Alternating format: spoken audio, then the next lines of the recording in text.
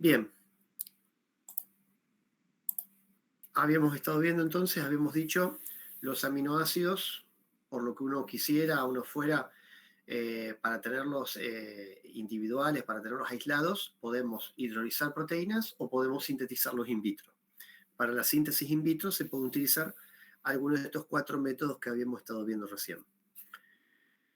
En cuanto a estructura y nomenclatura de los péptidos y proteínas, bueno, básicamente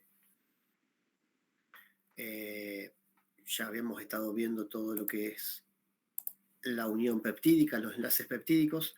O sea, se sabe que la reacción más importante que tienen o de la cual participan los aminoácidos es la de formar enlaces peptídicos, o sea, la de unirse unos con otros para dar justamente forma a los péptidos y a las proteínas. A su vez, bueno, ustedes saben que las aminas y los ácidos pueden reaccionar con la pérdida de agua para formar entonces amidas en esto, y esta unión aminoácido-aminoácido justamente lo que va dando dipéptidos, tripéptidos, etcétera, etcétera. Aquí un poquito más de información, pero ya estuvimos hablando de todo esto. Pueden que lleguen a ver en bibliografía hablar de residuos de aminoácidos, ¿sí? O sea, básicamente los aminoácidos se van uniendo por uniones de tipo amida, por uniones de tipo uniones peptídicas, unos con otros, y ya cuando tenemos aquí, ya no nos queda un aminoácido como tal, porque ya la estructura cambió, ¿sí? Va perdiendo agua cada unión de tipo amida. Entonces, por eso se habla muchas veces de residuos de aminoácidos de cada uno de los que forman parte. O sea, los aminoácidos se van uniendo con uno con otros, pero después, en esa cadena que queda, me quedan residuos de aminoácidos, que es la palabra que se suele usar y pueden llegar a verlos por ahí. ¿Sí? Después, bueno, más información anexa. La mayoría de las proteínas que se conocen poseen, por ejemplo, están comprendidos en pesos moleculares o masas moleculares, mejor dicho, entre, fíjense, 6 kilodaltons, bueno, y acá sería, me parece medio mucho, 40.000 kilodaltons, pero bueno, deben ser, estoy pensando en qué matriz. En carne, por ejemplo, tenemos las proteínas más grandes que hay, que andan en 3.000 kilodaltons, o sea, en 3 millones de daltons. No se me ocurre ahora puntualmente un ejemplo de 40.000 kilodaltons, o sea, de 40 millones de daltons. Pero bueno, estos ya son extremos, ¿no? Y las proteínas más chiquitas sí, es la insulina, por ejemplo, que anda en una masa de 6 kilodaltons. O sea, normalmente entre estos valores vamos a tener todas las proteínas que se conocen.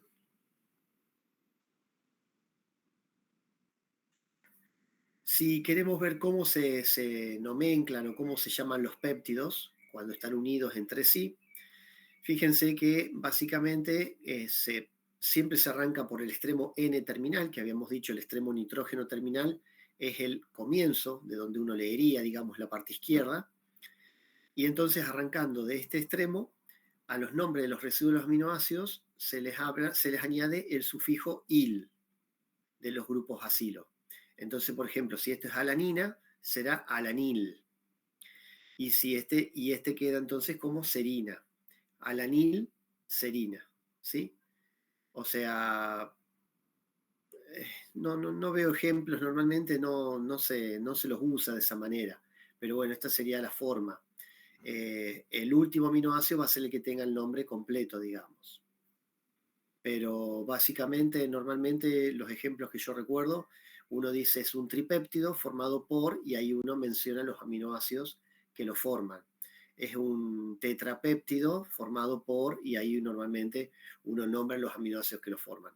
No es muy común dar esta nomenclatura. Alanil, serina, no sé, glisil, alanil, serina, etc. Pero bueno, es simplemente para que ustedes tengan información. Esto es lo de los puentes disulfuro que yo les comentaba. Los grupos sulfidrilos, o sea, como SH, se pueden oxidar dando puentes disulfuro o se pueden reducir justamente rompiéndose los puentes disulfuro. Normalmente, esto es muy común en algunas proteínas como el colágeno, que tienen justamente la presencia de cisteína, y a lo largo del tiempo, estos puentes disulfuros se van incrementando entre esos aminoácidos. Y ese es el ejemplo que yo les decía. Va apareciendo, por ejemplo, en el colágeno, por ejemplo, del tejido muscular de los animales, esto es válido para nosotros también, van apareciendo cada vez más enlaces disulfuro que le dan más rigidez a ese colágeno y menos elasticidad. ¿Sí? Este es un ejemplo de cómo, por ejemplo, en una parte de una cadena, una secuencia de aminoácidos, fíjense cómo residuos grupos sulfidrilo pueden reaccionar con el de otro sulfidrilo, de otro aminoácido, de otra parte de la cadena de aminoácidos. ¿Sí?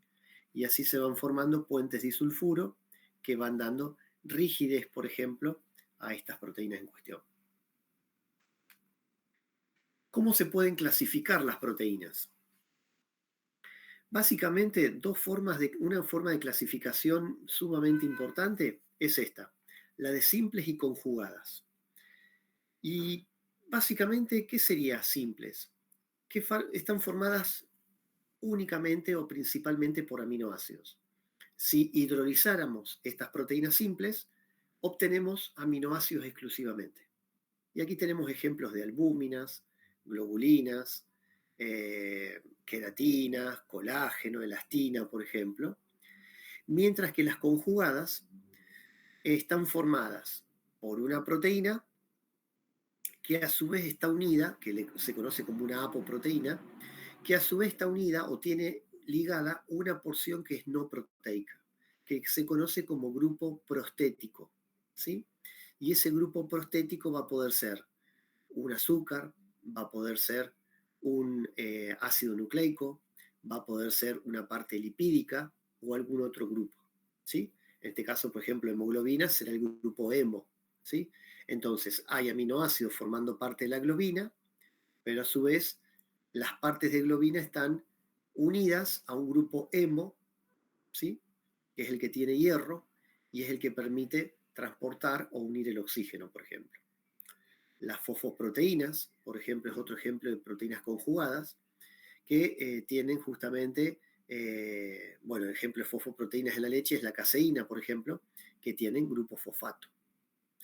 Las glicoproteínas tienen, la parte glico quiere decir glico o gluco, quiere decir que tienen una porción glucídica o hidratos de carbono que está unido a la parte proteica. Nucleoproteínas quiere decir que hay una parte de ácidos nucleicos que está unido a los aminoácidos o a la parte proteica. O sea, las proteínas podemos clasificarlas en simples, solamente aminoácidos, o podemos clasificarlas en conjugadas, que vendrían a ser como estructuras complejas, en donde hay una porción de aminoácidos y hay una porción que no es proteica. O sea, va a poder ser fosfato, va a poder ser azúcar, una estructura de hidrato de carbono, una estructura de ácido nucleico o algún otro grupo, ¿sí? Que normalmente se le conoce como grupo prostético. En cuanto a las estructuras de las proteínas, vamos a ver ahora. Las proteínas, o sea, una forma de clasificar las proteínas es la que yo les dije, simples y conjugadas. Y otra forma de clasificarlas es en función de su estructura, ¿sí? Y la estructura van a ser, ustedes van a poder ver que pueden ser fibrosas o globulares. Pero más allá de la estructura fibrosas o globular, en donde predomina una forma, o sea, más bien fibras algunas, o globulares, que son más bien esféricas o esferoidales otras, todas sí tienen distintos niveles de estructura, distintos niveles de ordenamiento estructural, ¿sí? ¿Esto lo han visto en alguna otra materia? ¿Lo recuerdan quizás del secundario, en algún secundario? ¿No? O sea, si yo les Y yo digo... algo, pero no tanto. Bien, por eso si yo les digo estructura primaria, estructura secundaria, estructura terciaria o cuaternaria de las Sí, proteínas, que algo les debe depende de sonar, la ¿no? cantidad de pliegues que tiene en sí misma. Bueno, está relacionado con eso, está relacionado con eso. Ahora lo vamos a ir viendo. Entonces, básicamente, las proteínas son macromoléculas, eso está claro, ¿no?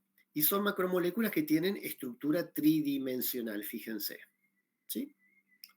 Pero básicamente hay distintos planos o distintos nivel de complejidad que se pueden estudiar y entonces podemos tener estructuras primarias, secundarias, terciarias, cuaternarias. ¿Sí? Ahora vamos a ver de qué se trata cada uno, pero están bien orientados como ustedes me dijeron. Fíjense, estos son los distintos planos o distintos niveles de organización estructural de las proteínas. O sea, hay una forma o una estructura primaria, todas las proteínas tienen una estructura primaria. ¿Y qué significa este plano de estructura primaria? Cuando yo hablo de estructura primaria, me estoy haciendo referencia a la secuencia de aminoácidos que forman parte de ella. ¿Sí? Esto imagínenlo como distintos planos, distintas capas de organización estructural. Entonces, la capa primaria, ¿qué es? La secuencia de aminoácidos. Si yo digo, para esta proteína, ¿su estructura primaria cuál es? Y la estructura primaria es del extremo N terminal al C terminal, está formada por serina, arginina, treonina, triptofano, glutámico, aspartico, glutámico, glicina, y voy dando toda la secuencia de aminoácidos. Eso implica hablar de la estructura primaria de las proteínas. Ya si inserto la capa secundaria, ya aquí en la capa secundaria voy a tener en cuenta la ubicación, voy a tener en cuenta el efecto del puente hidrógeno. ¿Sí? El efecto de la aparición de puentes hidrógenos posibles en esta cadena que me generan estructuras repetitivas, patrones repetitivos o no en el espacio. ¿Sí? Fíjense, estructura secundaria de las proteínas, los puentes de hidrógeno en el esqueleto de péptidos pliegan los aminoácidos en patrones repetitivos. Y aquí vamos a poder ver que van a poder aparecer estructuras tipo beta plegada o alfa hélice, etc. Después el plano de estructura terciaria va a ser ya cuando yo veo o estudio el plegamiento tridimensional debido a todas las interacciones de sus cadenas R. ¿Sí? Entonces acá voy a ver cómo ya es la estructura tridimensional completa final de la proteína, la estructura terciaria.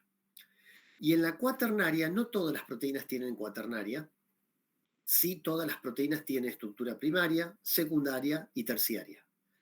Cuaternaria es cuando, fíjense, las proteínas están compuestas por más de una cadena de aminoácidos. O sea, esa proteína está formada por 2 cadenas o por 4 cadenas. Entonces, ¿cómo se relacionan estas cadenas entre sí en el espacio? Eso es métier justamente de la estructura cuaternaria. Es foco de estudio de la estructura cuaternaria, cuando hay más de una subunidad que forma parte de la proteína. Ahora brevemente hablamos de cada una de ellas entonces con un poquito más de detalle.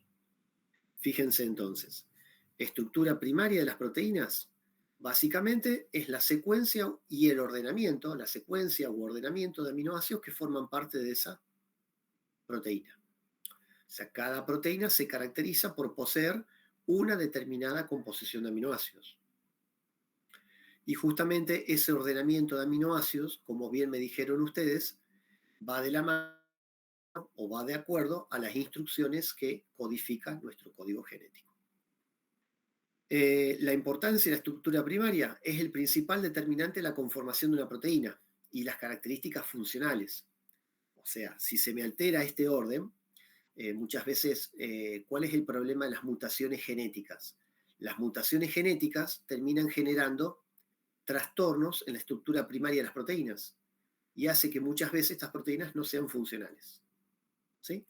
Algunos reemplazos de aminoácidos donde no correspondía hace que esta proteína después no pueda tener la estructura secundaria y terciaria que corresponde y por ende muchas veces terminan siendo no funcionales. Esa es una de las formas que daños que genera, por ejemplo, las mutaciones en el ADN. ¿Sí? Repercute, trastoca la estructura primaria de las proteínas. ¿Qué pasa con la estructura secundaria, digamos? En la estructura secundaria, aquí vamos a tener patrones que se repiten en el espacio. ¿De qué manera? Por ejemplo, hélices, alfa hélices. ¿sí? Entonces, la alfa hélice, un tipo importantísimo de estructura secundaria, es el enrollamiento de esta cadena sobre lo que sería un eje central hipotético, como envolviendo un cilindro imaginario, ¿sí? El giro se hace en el sentido de las agujas dextrógira o derecha, y básicamente se forman los puentes hidrógenos, el número óptimo de puentes hidrógenos intracatenarios. ¿Qué significa? La alfa hélice es una estructura que se genera porque se forman los puentes hidrógenos, todos los puentes hidrógenos se puedan formar, se forman. ¿Y entre quiénes? Entre la misma cadena, entre aminoácidos o grupos carbonilos y aminos de la misma cadena, ¿sí? Esto hace que la estructura, las alfa hélices hacen que la estructura, esa porción que hace alfa hélice, sea una estructura muy estable y por ende también muy compacta. Otra forma, otro tipo de estructura repetitiva que también forma parte de la estructura secundaria son las beta hoja plegada, ¿sí? Lámina plegada o lámina beta también se le dice. Aquí en donde dos o más cadenas polipeptídicas extendidas, que están una al lado de la otra, se aparean y generan o establecen el número óptimo de puentes hidrógenos entre grupos amino y grupo carbonilo, igual que antes, pero aquí lo hacen entre dos partes de cadenas diferentes. Antes era entre la misma cadena que se iba enrollando. Acá es entre dos partes diferentes de cadena que se generan los puentes hidrógenos. Por ende se dice que estos son puentes hidrógenos intercatenarios, a diferencia de las anteriores, de las hélices, que eran intracatenarios. Otra forma también de estructuras que forman parte de lo que serían las estructuras secundarias son las disposiciones al azar. O sea, cuando nosotros miramos la capa de la estructura secundaria, gran parte va a formar alfa hélices u otro tipo de hélices, pero la más importante es la alfa hélice. Otra parte, otra porción de la proteína va a formar betas hojas plegadas y otra parte va a quedar como disposición al azar, que es una parte de la cadena polipeptídica que tiende a adoptar una orientación espacial termodinámicamente más favorable, pero que no necesariamente va a tener ni hélices ni beta hoja plegada. Entonces fíjense, acá yo tengo toda la cadena de aminoácidos. La parte de los cilindros es la que está formando como la hélice. Se dibuja como cilindros muchas veces simplificadamente. Las formas de flechas así chatas son las betas hojas plegadas. Son estas formas. Y las disposiciones al azar son estas porciones que muchas veces son donde hacen codos, pliegues o vueltas de giro la cadena polipeptídica, ¿sí? Entonces, de esta manera se suele graficar, en una forma simplificada, la estructura, el nivel de organización secundario, con hélices, con betas hojas plegadas y con porciones o disposiciones al azar que se organizan en forma simplemente termodinámicamente más estable. En cuanto a la estructura terciaria, aquí ya tenemos las interacciones entonces covalentes, como así también de cualquier otro tipo, que permitan justamente que estas proteínas adquieran su conformación tridimensional completa, ¿sí? Y entonces, llegado a este punto, vamos a tener la división que yo les decía, que las proteínas van a poder dividirse en otra forma de clasificación, en fibrosas y en globulares. Las fibrosas son aquellas en donde la molécula va a predominar un eje longitudinal. Por más que tenga estructura primaria, secundaria y terciaria, principalmente va a predominar el eje longitudinal. Van a ser más tirando a fibras, por eso van a ser fibrosas. Clásicos ejemplos de proteínas fibrosas: colágeno, elastina, etc. Mientras que las que se clasifican como globulares van a ser esas proteínas que, una vez que adquieren su estructura terciaria, quedan formando como esferas, son esferoidales o son globulares, ¿sí? Por eso es la palabra de globular, ¿sí? ¿Cuáles son las fuerzas responsables de mantener la estructura y la estabilidad llegado hasta la estructura terciaria de las proteínas? Y aquí vamos a tener todas las interacciones posibles. Puentes disulfuro, o sea, los puentes disulfuro contribuyen a esta estructura tridimensional final de una proteína. Las interacciones electrostáticas, o sea, enlaces iónicos de tipo salino que se puedan formar, los puentes hidrógenos que vimos a nivel de estructura secundaria, como así también interacciones hidrofóbicas entre las partes que sean no polares, ¿sí? Y que van a tender a minimizar su interacción con el agua, interactuando entre ellas. Entonces, estas interacciones en su conjunto fortalecen o permiten que se mantenga la estructura final, funcional de las proteínas. Y la estructura cuaternaria va a aparecer en aquellas proteínas, este nivel de capa de organización cuaternario va a aparecer en aquellas proteínas que tengan más de una subunidad. ¿Sí? Estamos hablando proteínas que estén formadas por más de una cadena polipeptídica, en donde justamente cada cadena es una subunidad. En este caso estaríamos teniendo 1, 2, 3, 4 cadenas, subunidad alfa, beta, otra alfa y otra beta. Este es un típico caso de, por ejemplo, la hemoglobina, que tiene 2 formas iguales y otras 2 formas iguales entre sí. Entonces son 4 subunidades y entre ellas interactúan también por enlaces de hidrógeno, por atracciones electrostáticas, por interacciones incluso hidrofóbicas o incluso también puentes disulfuro.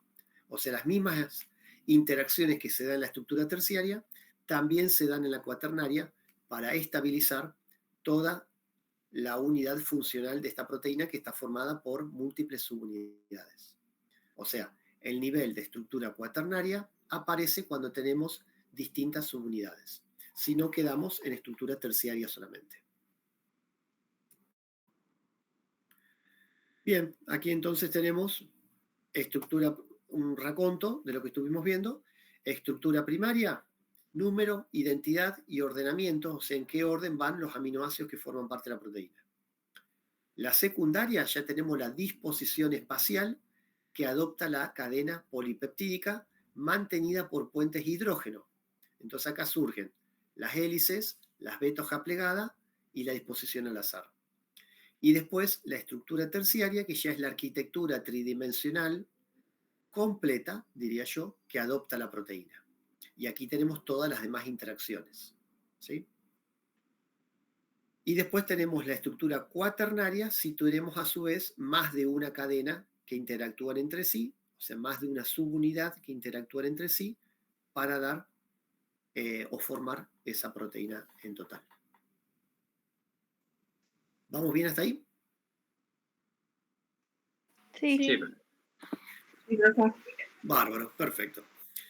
Y acá, para ir terminando, tenemos el concepto de desnaturalización de las proteínas. Básicamente, ¿qué significa desnaturalización? Si nosotros hablamos que una proteína se encuentra en su estado nativo, significa que está en su estado natural, está en el estado en el cual fue creada para que esté de esa manera funcionando como tal. Si se desnaturaliza, justamente pierde su estado nativo, queda desnaturalizada y por ende pierde su estructura, implica que pierde su estructura y por ende pierde su función. ¿Sí? O sea, proteína que se desnaturaliza pierde su estructura tridimensional y por ende pierde su funcionalidad. Normalmente la desnaturalización de las proteínas se puede dar por agentes físicos o químicos. ¿Sí? Que lo que hacen básicamente, tanto físicos o químicos, alteran las fuerzas que mantenían esas estructuras. O sea, alteran las fuerzas que vimos recién, electrostáticas, puentes hidrógenos, puentes de sulfuro, interacciones hidrofóbicas. O sea, cualquier agente físico-químico que desbalancee, que altere ese equilibrio de fuerzas que mantenía la estructura nativa, va a actuar como un agente desnaturalizante. En consecuencia, esa molécula es como, imagínense, se desenrolla, se rompe ese equilibrio. Si era una esfera, quizás, o sea, esferoidal o globular, quizás va a perder esa estructura, se va a desenrollar, va a perder su conformación. Si es un tipo más bien proteína fibrosa, también va a perder su estructura de fibra, se va como a desenrollar en general, pierden su conformación y ahí pierden entonces sus propiedades y por ende también sus funciones para las cuales fueron creadas esas proteínas. ¿Sí? Fíjense un ejemplo. Una proteína normal, esta vendría a ser una proteína globular. Si yo por distintos agentes, como pueden ser el pH, temperatura, algún solvente, lo que sea, la desnaturalizo, fíjense cómo se desarma esta estructura, se rompen las hélices, se rompen las vetas hojas plegadas, desaparecen los pliegues donde correspondían esos pliegues que eran termodinámicamente más estables y fíjense cómo queda. Algo como desarmado. Se rompe la estructura. En la desnaturalización se rompe la estructura terciaria y la secundaria. Lo que no se rompe, fíjense, que es la cadena de aminoácidos. ¿Sí? No se hidrolizan los aminoácidos. Solamente se desenrolla, se desarma la arquitectura. Entonces, perdemos la estructura cuaternaria si la hubiese, terciaria y secundaria. No se rompe los enlaces peptídicos, o sea, no se rompe la estructura primaria. Esta vendría a ser ¿Puedes conectar la compu? esta sería la proteína desnaturalizada. Y hay casos. Que si me muevo, se mueve todo. Apaguen el micrófono. Hola, apaguen el micrófono, por favor, si puede ser así, no. Hola.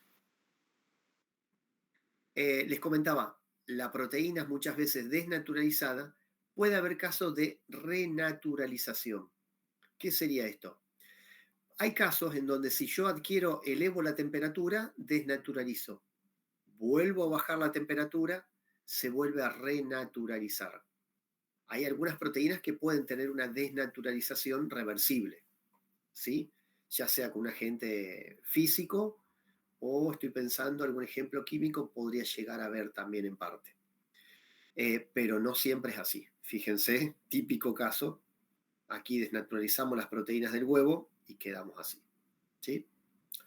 Entonces, básicamente, la desnaturalización de las proteínas implica pérdida de su estructura, estructuras cuaternarias, terciaria y secundaria, y por ende pérdida de su función. En algunos casos, que es una minoría, puede ser un proceso reversible. En la mayoría de los casos, la desnaturalización de las proteínas es irreversible. Una situación también, creo que no es tan importante que se los comente acá, pero no viene mal. La desnaturalización también, lo van a ver posiblemente más adelante en otras materias, es un fenómeno, se dice, de todo o nada. ¿Sí? O sea, una vez que se desnaturalizó una porción de la proteína, es un fenómeno colaborativo, propicia que se siga desmoronando el resto de la estructura. ¿Sí? Entonces se empezó a desnaturalizar una parte, se terminó de desnaturalizar todo. No tenemos una proteína la mitad desnaturalizada y la mitad natural. No, o está nativa o está desnaturalizada. ¿Sí? Esto es como un embarazo, o sea, no hay medio embarazo. ¿Sí? O es embarazo o no es embarazo. Bueno, acá es desnaturalizada o nativa. No hay media desnaturalización. ¿Sí? Es un fenómeno, se dice, de todo o nada. Lo pueden llegar a ver en la bibliografía. Y para terminar del tema, las funciones de las proteínas, ya lo habíamos medianamente delineado al principio de la clase.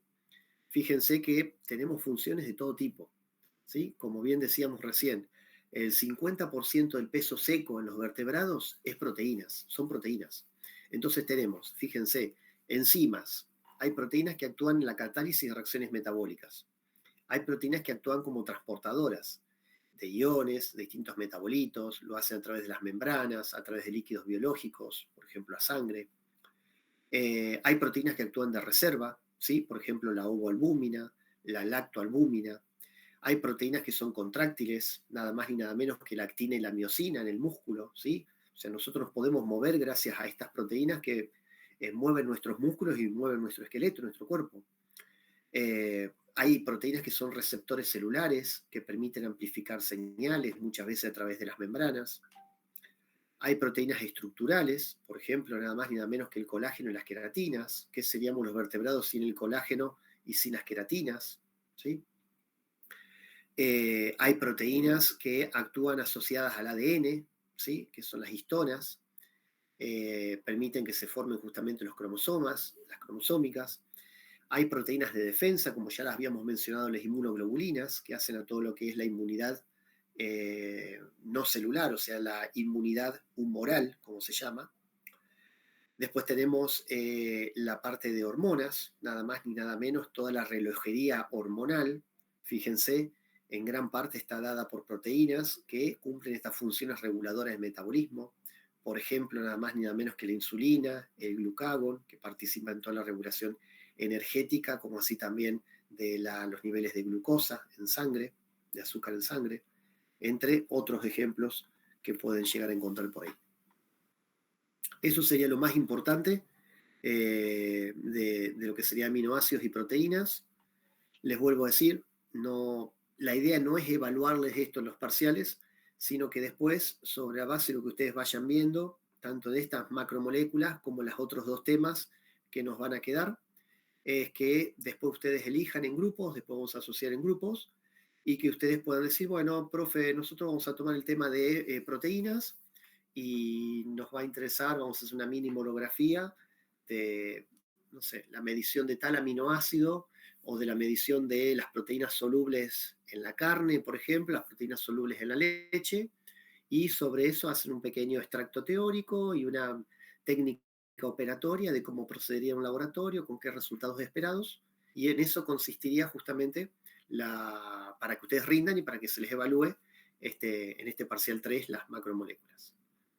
No sé si hay alguna duda, alguna consulta, alguna inquietud.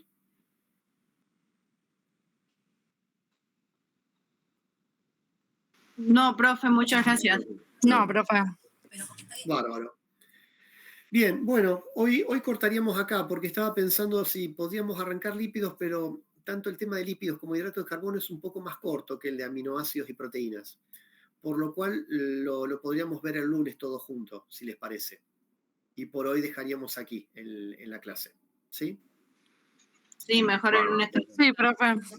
Bárbaro. Gracias, profe. Por favor, gracias a ustedes, por favor, quienes no se anotaron en el chat por la asistencia, anótense. Y bueno, buena semana, buen fin de semana y nos mantenemos en contacto. Chao, profe. Hasta luego. Chao. Chao. Chao, chao.